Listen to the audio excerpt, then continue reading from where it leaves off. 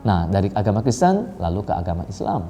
Agama Islam juga memiliki model yang kitab sucinya dan juga ada tulisan yang juga dianggap sakral.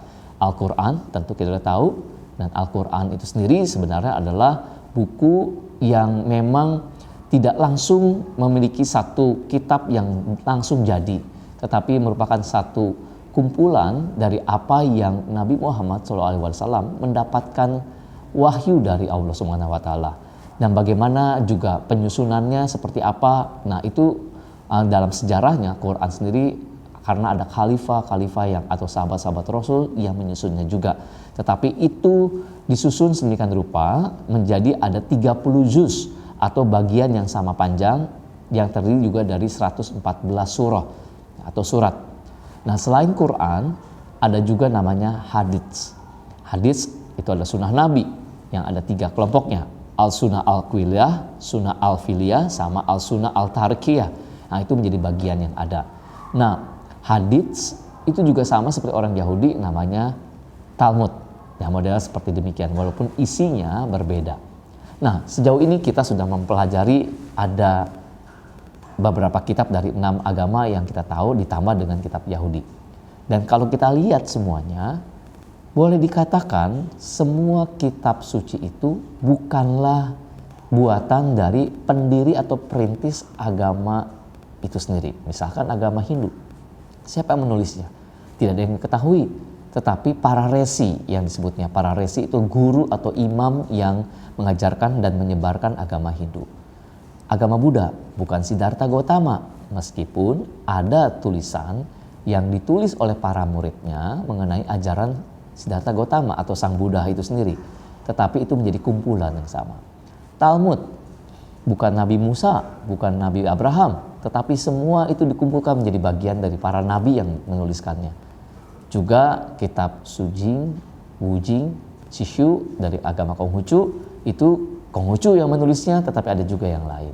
Nah, sedangkan di dalam agama Islam bukan Nabi Muhammad yang menuliskannya, tetapi para murid atau khalifah yang menuliskannya, membukukannya. Nah, itu juga yang menjadi bagian semuanya yang kita lihat bandingkan. Nah, bagaimana juga sikap setiap pemeluk agama di dalam ia memantau atau mempelajari atau memegang teguh kitab sucinya sendiri. Coba Anda pikirkan, coba Anda diskusikan. Misalnya, apakah agama Hindu harus punya dan membacanya setiap hari? Nah, sebagai contoh seperti itu. Bagaimana dengan agama Islam? Bagaimana dengan agama Hindu? Bagaimana agama Buddha, agama Kristen?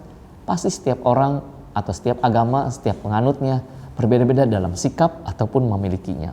Nah, itu salah satu contoh pemikiran yang ada. Di dalam materi ini juga kita bisa melihat kitab-kitab suci itu mana yang diterjemahkan, mana yang tidak boleh diterjemahkan. Itu juga berbeda. Nah, itulah tujuan kita belajar saat ini.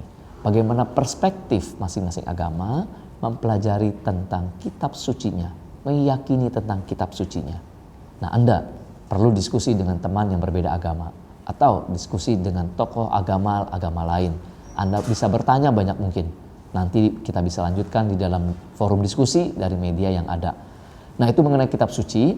Lalu mengenai aliran-aliran agama. Ini juga penting untuk Anda ketahui. Apakah agama yang kita tahu hanya satu saja agama? Tentu tidak. Nanti di dalam slide Anda juga akan bisa mempelajari bagaimana setiap agama, ternyata agama Hindu, agama Buddha, agama Yahudi, agama Kristen, agama Konghucu, agama Islam, ternyata ada aliran kepercayaannya dan itu menjadi bagian. Ya, itu menarik untuk kita melihat bagaimana setiap agama juga punya bagian seperti itu.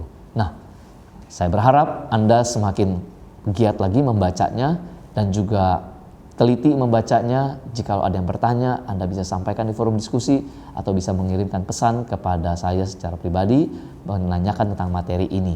Tentu balik lagi tujuan semuanya ini adalah untuk menyelidiki sehingga setiap umat agama atau agama tertentu kitab suci menjadi dasar bagi mereka hidup dengan baik seperti apa yang diajarkan atau yang diwahyukan oleh Sang Ilahi. Selamat mempelajarinya dan juga tetap terus dengan kritis dan semangat untuk berdiskusi dengan satu sama lainnya. Salam sejahtera bagi kita semua. Terima kasih.